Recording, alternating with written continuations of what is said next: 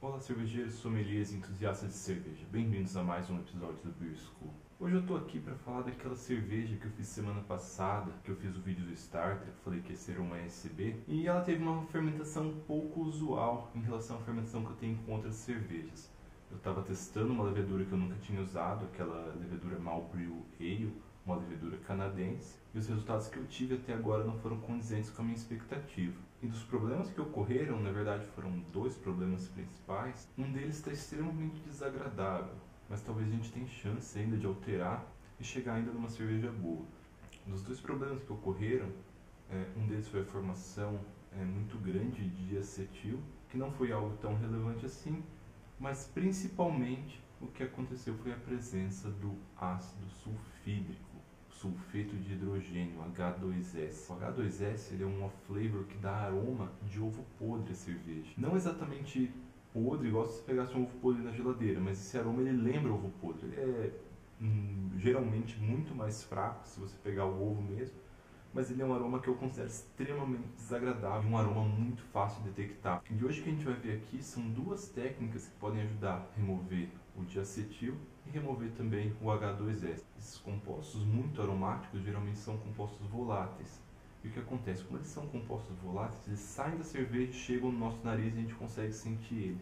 Ele tem uma facilidade muito grande para sair da cerveja. Então, por um lado, ele é ruim porque ele sai fácil da cerveja e chega no nosso nariz, mas por outro lado ele é bom porque ele sai fácil da cerveja. Para tentar tirar esses aromas, uma das técnicas que eu fiz foi chamada de diacetyl rest, que é um tempo que você deixa a cerveja numa temperatura mais alta para a cerveja tentar reabsorver o diacetil, que o diacetil ele faz parte do ciclo metabólico da levedura. É uma prática extremamente comum para cervejas lagers. As cervejas lagers elas fermentam bem baixo e depois do final da fermentação você sobe um pouco a temperatura e deixa ela lá 1-2 dias para a levedura manter ativa e continuar o ciclo do diacetil e reabsorver esse diacetil. Para azeis isso não é tão comum porque você já está numa temperatura alta, mas mesmo assim eu fermentei a cerveja a 19 graus e eu elevei um pouco para 22 para ver se ajudava um pouco. Eu sempre acompanho a cinética da fermentação, como a fermentação se comporta com o tempo, e essa fermentação ela ocorreu bem rápido.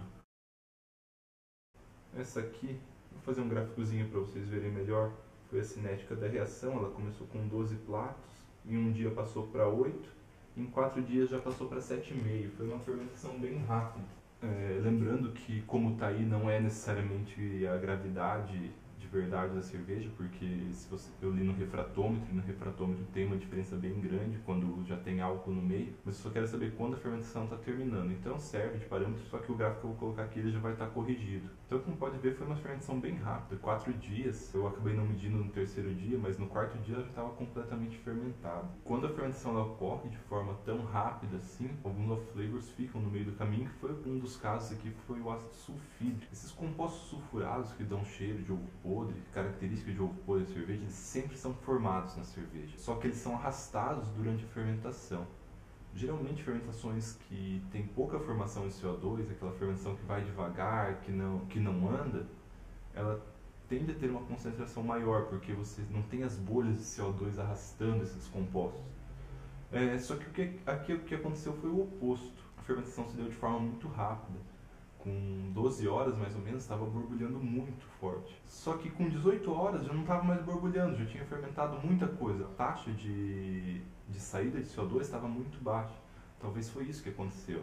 Então eu posso ver dois problemas principais aqui. Ou tem alguma formação maior desse ácido sulfídrico na levedura, ou eu acabei dando um overpitching muito grande, o que eu não acho que tenha acontecido. Mas frente a essas duas possibilidades a gente vai tentar remover esse ácido sulfídrico e de quebra o diacetil junto, por uma técnica chamada lavagem por CO2. O procedimento usado vai ser bastante simples. Eu vou dar uma corrente de CO2 por baixo, entrando por baixo do fermentador. Isso daí vai ficar por algumas horas ali e vai ficar carregando esses compostos ruins. Ele vai sair pelo blow tube normalmente ou pelo airlock se você estiver usando airlock. Então estou deixando ali a mangueira do CO2 mergulhada em iodofor, já está aí faz quase 10 minutos enquanto a gente estava falando antes, e eu vou colocar ela na base de um dos fermentadores agora.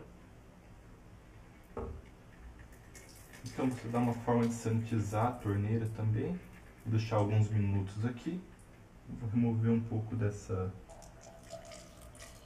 cerveja que está aqui dentro. Estou tirando o do iodofor aqui. O CO2 ele está ligado para garantir que saia todo o oxigênio, não entre oxigênio, que seria algo crítico agora. Eu vou colocar aqui e tem que tentar deixar num nível mais alto, porque senão volta um pouco de cerveja. Então a gente pluga aqui.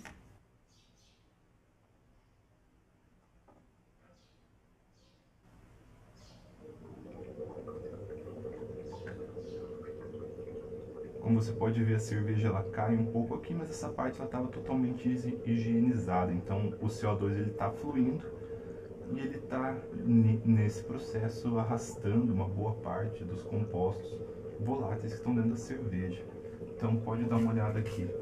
Dificilmente em uma fermentação normal você conseguiria uma taxa tão grande de saída de CO2 quanto essa. Essa técnica é particularmente problemática quando você está trabalhando com cervejas muito aromáticas, IPAs, American IPAs, principalmente com dry hopping, porque esses também são compostos voláteis e você vai estar arrastando eles. Eu vou diminuir um pouco esse fluxo do CO2 e vou deixar aí por algumas horas. Essa técnica de injetar o CO2 por baixo do fermentador é muito usada para remover esses aromas indesejáveis e ainda ela pode ser usada para retornar o fermento para o meio. Às vezes a cerveja que você está fazendo ela não atenua direito e o fermento ele decanta para o fundo, ele fica lá, e quando ele está no fundo ele perde grande parte da capacidade que ele tem de metabolizar os açúcares presentes, porque ele não está em contato com o açúcar. Então se acontecer o caso da sua cerveja ficar com muito pouca atenuação, eu não estou falando 70% de atenuação, estou falando algo tipo 50% de atenuação. É bem possível você utilizar essa técnica, injetar o CO2 por baixo, para a levedura retornar para o meio e poder trabalhar de forma apropriada. Minha cerveja está bem prematura ainda, ela está só com 8 dias. Esse nível de acetil ele pode reduzir ainda naturalmente, faz parte do ciclo da levedura. Eu usei o diacetil rest, que foi deixar esse tempo um pouco estendido para ver se o diacetil ele completa o ciclo dele. Acabou ainda tendo uma quantidade de acetil um pouco elevada, mas o H2S, a melhor forma mesmo seria remover ele por um meio físico. Para saber se essa técnica vai dar realmente certo e se vai melhorar a cerveja, só daqui a um mês, quando ela estiver envasada e a gente for tomar ela. Se vocês viram, eu tenho 2 baldes ali fermentando, os 2 baldes estão com o mesmo mosto, foi feito 40 litros dividido em 2 baldes de 30 litros, 20 litros em cada. E eu não vou usar essa técnica no próximo balde. Então daqui mais ou menos um mês eu faço um novo vídeo para vocês falando como ficou a diferença do balde de cima para o balde de baixo, que não foi utilizada a técnica. Beleza, pessoal? Então, se vocês gostaram do vídeo e quiserem saber mais formas de contornar esses off-flavors que apareceram ou não deixar eles aparecer, por favor, clica aqui embaixo em gostei, se inscreva no canal, curta a nossa página no Facebook e até semana que vem. Falou!